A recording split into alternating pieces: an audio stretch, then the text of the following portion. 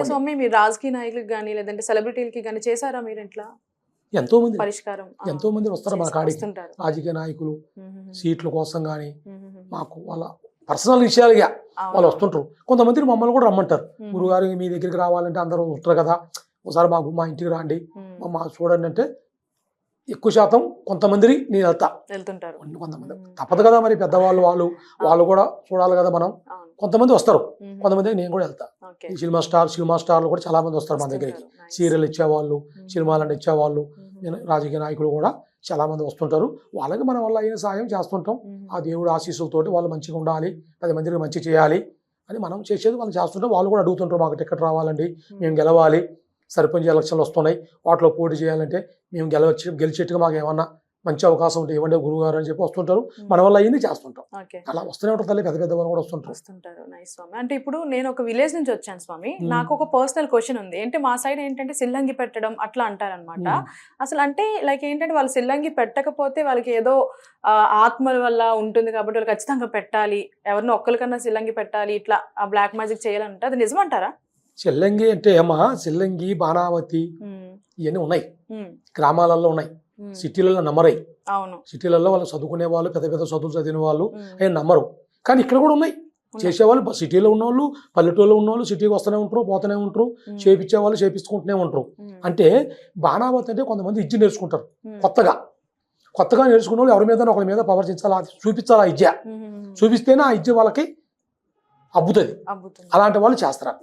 సిల్లంగి, బాణావతి, చేతబడి అవి చేసేది వాళ్ళే కొంతమంది, కానీ అందరికి కాదు.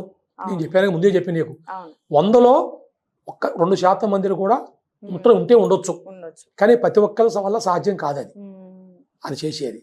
అది ఆ చేతబడి చేయాలంటే చాలా కష్టం, అది నేర్చుకోవాలన్నా కష్టం, చాలా టైం పడుతుంది, చాలా రోజులు పడతాయి, చాలా కష్టాలు ఉంటాయి. అది అలాంటి వాళ్ళే నేర్చుకుంటాయి. అది ఫ్యామిలీ ఉండదు వాళ్ళకి, పిల్లలు, భార్య, కుటుంబం వాళ్ళు ఉన్న వాళ్ళకి నేర్చుకోలేరు, నేర్చుకున్నా వాళ్ళకి అవ్వదు, అలాంటిది అవ్వదు. కొంతమంది చెబుతారు నేను చేస్తా, చేతబడి చేస్తా, నాకు డబ్బులు అనేవాళ్ళు కూడా ఉండొచ్చు, మనకు తెలియదు. కానీ అది ఉట్టి మాట, ఎవరు పడితే వాళ్ళు చేయలేరు, ఆ శక్తి వాళ్ళకు ఉండదు. అంటే స్వామి మా సైడ్ ఏంటి అంటే ఇప్పుడు సిలంగి పెట్టే వాళ్ళు కనిపిస్తే వాళ్ళని చూసి ఇట్లా చిటికెలు వేని పట్టుకొని వాళ్ళని తిడితే అది తగలదు మనకి అంటారు, అది నిజమంటారా? ఇప్పుడు అడిగింది మొత్తం నిజమే. పల్లెటూళ్ళలో కాదు, సిటీల్లో కూడా చేతబడి చేసేవాళ్ళు, బాణావతి చేసేవాళ్ళు, చెల్లంగా చేసేవాళ్ళని మనం ఏదైనా తిట్టినా చేసినా మన మీద ప్రయోగం చేస్తారని అంటారు. చేసినట్టుగా చాలా మంది ఇబ్బంది పడుతున్నారు. అట్లా స్వామికి ఫలానా ఆయనకి మంత్రాలు తెలుసండి, ఎక్కడో పోయి నేర్చుకొని వచ్చాడంట, మా మీద ప్రయోగం చేశాడు, అక్కడి మా ఆమెకు ఆరోగ్యం బాగలే, మా అబ్బాయికి ఆరోగ్యం బాగలే, నాకు ఆరోగ్యం బాగలే, ఒక రోజు ఆయన తిట్టిన దానికి నాకు ఇలా జరిగింది గురువుగారు అని అంటున్నారు. కానీ అది కొంతవరకు నిజం, అన్ని నిజమని నమ్మద్దు, కొంతవరకు ఉండొచ్చు, ఎందుకంటే వాళ్ళు ఇబ్బంది పడుతారు కదా, వాళ్ళు ఇబ్బంది పడిపోయి నమ్మాలిగా. సరే ఒక్కరికంటే ఏదో ఈయనకి ఏదో డౌట్ మీద భయంతో పడుతున్నాడు అనుకోవచ్చు, ఫ్యామిలీ పరంగా ఇబ్బంది పడుతున్నారు. ఇప్పుడు పడ్డప్పుడు ఏదైనా దాని ప్రభావం ఉంటే కదా వాళ్ళు ఇబ్బంది పడేది, లేదంటే వాళ్ళు పడరు కదా. అట్లా కొన్ని నమ్మొచ్చు తల్లి, కొన్ని ఉంటాయి. చేసేవాళ్ళు గ్రామాలలో ఉన్నారు, సిటీలలో ఉన్నారు కొంతమంది, కానీ బయట పడరు. నేను చేస్తానని ఎవడు బయటపడరు, మనం గుర్తుపట్టలేం కదా. కానీ అలాంటి వాళ్ళు కూడా ఉంటారు. కానీ ఎక్కువ శాతం చెడు ఎవరు చేయరు. మంచివాడు అన్నవాడు, విద్య నేర్చుకున్నవాడు 10 మందికి మంచి చేయాలి తప్ప చెడు చేయాలనుకున్నవాడు అది మనం అనకూడదు, కానీ ఆ తల్లే చూసుకుంటారు. అవును. అలాగే స్వామి ఇప్పుడు నరదృష్టి అంటారు కదా, నరదృష్టికి చేతపడికి అసలు తేడా ఏంటి? నువ్వు అడిగేది చాలా మంచి క్వశ్చన్ అడిగావు. నరదృష్టి వేరు. మనం మంచిగా ఉంగరాలు, బంగారం, డ్రెస్సు మంచిగా వైట్ పెట్టుకొని పోతుంటే చూస్తారు అందరూ, అబ్బో ఈయనకి బాగా ఉన్నాడు, ఉన్నోళ్ళకు ఉంది, బాగా సంపాదించాడు, బాగా ఉన్నాడు అనుకున్నది దృష్టి. కొంతమంది నరప్రయోగం అంటారు దాన్ని, నరప్రయోగం, నరపీడ. ఆ నరప్రయోగం కూడా దిష్టి లాంటిదే. కానీ ఇప్పుడు మనం అన్నం తింటుంటాం, తినేప్పుడు ఒకళ్ళు చూస్తారు, చూస్తే అది ఏమైతే తెలుసా, ఆ తిన్న మొత్తం మనకి ఆవలింపులు రావటం, కడుపు ఉబ్బరంగా రావటం, వాంతి పెట్టడం, కడుపు నొప్పి రావటం, అది దిష్టి అంటారు. మనిషి దిష్టి ఒక్కొక్కరు కన్ను ఉంటుందంట. మనిషికి 2 కళ్ళల్లో విషం, పాముకి పంటలు ఇస్తాం, తేలికి తోకలు ఇస్తాం అన్నాడు. అట్లా మనిషి 2 కళ్ళల్లో ఉంటుంది ఇస్తాం.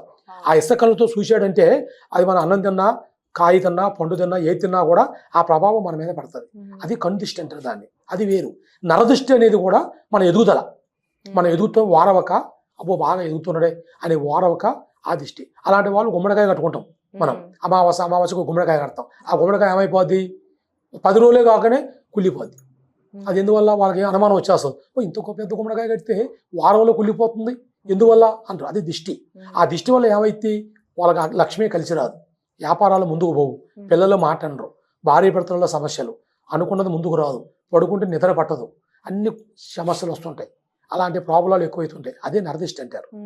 అది శాతపడి అంటే నేను చెప్పాను కదా నీకు, ఇలా సూదులతో గుచ్చినట్టుగా ఉంటాం, ఒంట్లో ఇబ్బందులుగా ఉంటాం, కాళ్ళు నొప్పులు, చేతు నొప్పులు, నరాలు లాగటం, తలనొప్పి రావటం, ఒళ్ళంతా గాబరగా ఉంటాం, కలలు రావటం, అన్నం తిన్నా ఒంటికి పట్టకుండా ఉంటాం, ఆకలి కాకుండా ఉంటాం, కాళ్ళు చేసి సచ్చు పడిపోవటం, ఏం చేసినా కూడా అనుకూలంగా లేకుండా ఉంటాం, ఏ మందులు తిన్నా, ఏ హాస్పిటల్ పోయినా ఏం చెట్టు కాకుండా ఉంటాం.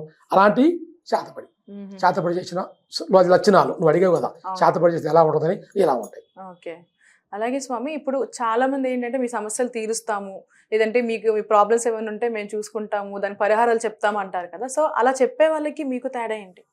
ఇప్పుడు 10 మందిని ఉంటారు, అందరూ మంచోళ్ళని నేను చెప్పను, నేనే మంచోళ్ళని చెప్పను. వచ్చిన వాళ్ళు చెప్పాలా. మన కాడికి వచ్చిన వాళ్ళు, మన దగ్గర చూసుకున్న వాళ్ళు, బాగుపడ్డవాళ్ళు. ఇప్పుడు మా కాడికి మీరు వచ్చారంటే నన్ను మీరు మరి మీడియాలో చూసిరో మీకు ఎలా తెలిసిందో తెలియదు. ఒక మంచివాడు అంటేనే మీరు వస్తారు, లేదంటే మీరు రారు. తెలిసింది. అట్లక్కనే మన మంచితనం మనం చెప్పుకోకూడదమ్మా. నేను మంచివాడిని, నేను గొప్పవాడిని, అవతల వాళ్ళు మంచివాళ్ళు కాదు అని ఎప్పుడు చెప్పకూడదు. వాళ్ళ టాలెంటు, వాళ్ళు నేర్చుకునే విద్య, ఆ దైవ శక్తి, వాళ్ళ మంచితనాన్ని బట్టి వాళ్ళకు ఉంటుంది ఆ మంచి పేరు. అంతే తప్ప ఇప్పుడు ఇంత పెద్ద సిటీలో పెద్ద మేధావులు, గొప్ప వాళ్ళు ఉన్నారు. ఇక్కడ మేము ఉన్నామంటే ఒక మంచి చేస్తేగా ఉండేది. తెలిసింది. చెడు చేస్తే ఉండలేం కదా. ఒక మంచితనం లేనప్పుడు, మన 10 మందిని మంచి చేయనప్పుడు మనం ఉండలేం కదా. దాన్ని బట్టి మనం అర్థం చేసుకోవాలి. అట్లా ఒకళ్ళ గురించి మనం అనకూడదు. కానీ మన విషయంలో మట్టికి నేనే గొప్పవాడిని ఎప్పుడు చెప్పను. అన్ని నేనే తెలుసు, నేనే గొప్ప చేస్తాను అన్నాం. వచ్చిన ప్రజలు చెప్పాలా. తెలిసింది. దాన్ని బట్టి మీరు తెలుసుకోవాలి. ఎందుకంటే వచ్చే వాళ్ళు భక్తులు వస్తారు కదా, ఆ భక్తులను బట్టి వాళ్ళు బాగుపడ్డే వాళ్ళు చెప్పుకుంటారు. గురువుగారి దగ్గర వెళ్ళాను, మంచిగా ఉంది నాకు అని చెప్పినప్పుడు 10 మంది వస్తారు మన కాడికి. ఆ 10 మందిని బాగుంటే ఇంకా 100 మంది వస్తారు. అంతే తప్ప ఏదో మన గొప్పతనాన్ని మనం చెప్పుకోకూడదు.